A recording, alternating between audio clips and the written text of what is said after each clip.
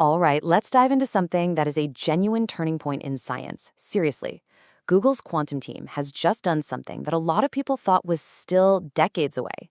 They've actually made a quantum computer solve a real-world problem. And trust me, this isn't just another lab experiment. This is the starting pistol for a whole new era. So I want you to picture this. You're in a massive stadium. A heavy metal concert is at full blast, and you're trying to hear a single whisper from across the field. Sounds completely impossible, right? Well, that is the scale of what Google's team just pulled off, but in the quantum realm. They managed to pick out this tiny, incredibly important signal from a raging storm of quantum noise. It's a breakthrough that could literally change everything. You know, for years, quantum computing has been this field full of these amazing promises and some pretty impressive demos. But a lot of them, if we're being honest, kind of felt like, well, like party tricks. Cool, but not really useful. This achievement, though, this is different. This is the moment a quantum computer stepped out of the lab and became a real practical scientific tool. To really get why this is such a huge deal, we've got to rewind to 2019. That's when Google first announced quantum supremacy. Their machine solved a problem that no classical computer could, which was amazing. But the problem was kind of made up, designed just for the quantum computer to win. What we're talking about today is quantum utility. It's about using all that incredible power to solve a real problem that actually matters in the physical world. Think of it this way. Those older demonstrations were like watching someone juggle flaming chainsaws while riding a unicycle. I mean, it's absolutely undeniably impressive. It shows incredible skill, proves a point. But are you going to hire that person to, say, build your deck? Probably not. Well, this new achievement is like taking those same chainsaws and actually using them to frame a house. It's taking that raw, spectacular power and applying it to build something real, something valuable. The party trick is officially over, and the real work? It's just getting started. So the big question is, how on earth did they do it? The technique has this brilliant name, quantum echoes. And believe it or not, the basic idea behind it is surprisingly intuitive, even if the physics itself will completely bend your brain. Okay, the best way to wrap your head around this is to think like a bat. A bat flies in total darkness, right? It sends out a little sound, a chirp, and then it listens for the echo. From that echo, it can build a perfect map of the world around it, where the walls are, where an insect is. Well, Google's algorithm basically does the quantum version of exactly that. Here's the process in a nutshell.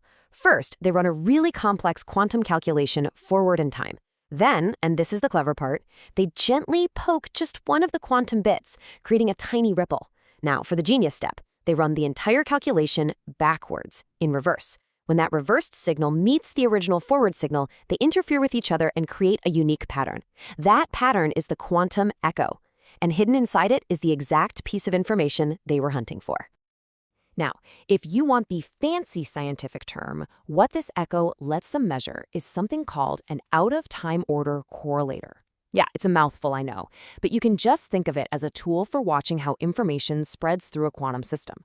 It's like being able to map out exactly how a piece of gossip travels through a crowd, except the crowd is made of atoms and the gossip is pure quantum information.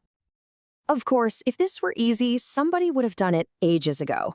The real reason it's even possible now comes down to an absolutely incredible piece of hardware and some super clever tricks for taming the wild, wild beast that is quantum chaos. So why is this so hard? I mean, why has this been a kind of holy grail for quantum physicists for so long? Well, it all comes down to one word: noise. Quantum systems are fragile, unbelievably fragile. The tiniest vibration, the slightest change in temperature can just completely wreck the entire calculation. That tiny signal they're trying to find, that quantum echo, is buried under a mountain of quantum errors and noise. The challenge, and this is not an exaggeration, is truly like trying to hear a mouse sneeze during a rocket launch. The signal is that small, and the noise is that loud. And this is where Google's Willow chip steps in as the hero of the story. Its circuits and its quantum gates are just so incredibly precise that they can run thousands and thousands of operations while keeping the errors at an absolute minimum. But it's not just about brute strength. They also use these really clever techniques to cancel out the noise, to quiet the chaos just enough for that tiny, crucial signal to finally be heard. So, you've got the theory, you've got this superpowered chip. But now comes the final exam. Can you use it to solve a real-world problem? This is the step that takes it from a cool experiment to a landmark discovery. And to do it, they needed a partner. So Google teamed up with a group of scientists at UC Berkeley. The plan was pretty simple, but it was also incredibly bold. Google would use their quantum computer to predict something about the physical world, and then the team at Berkeley would use a trusted old-school machine to check their work and see if they were right.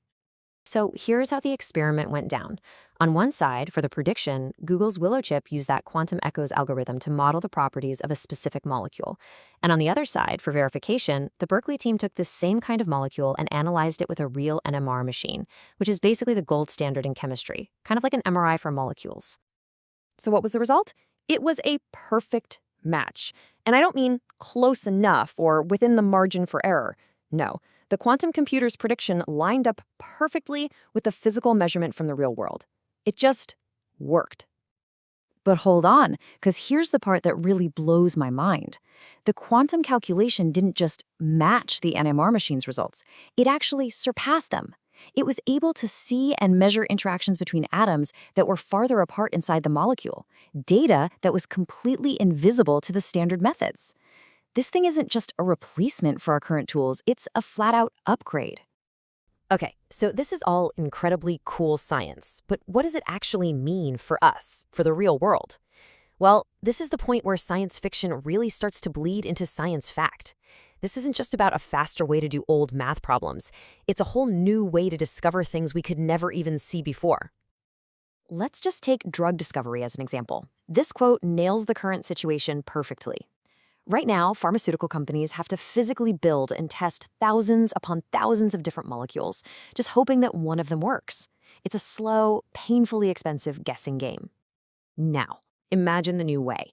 Instead of physically building and testing, you simulate. You use a quantum computer to perfectly predict how a molecule is going to behave before you even create it in a lab. You can design the perfect drug on a screen first, and then only make the ones you know are going to work. This could save billions of dollars, sure, but way more importantly, it could save countless lives. And look, this future is not that far away. The breakthrough is now proven. Over the next 1 to 2 years, it's all about refining this process for specific jobs. And within 5 years, just 5, we could very realistically see this technology being used to design new drugs, create next-generation batteries, and discover revolutionary materials we can't even imagine yet. The path forward is no longer a scientific mystery. It's an engineering challenge. Ultimately, that's what this all boils down to.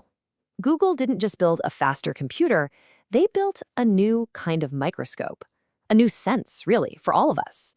A tool that allows us, for the very first time, to see the fundamental machinery of nature itself with perfect clarity. And what we're going to do with that new vision? Well, that's going to change everything.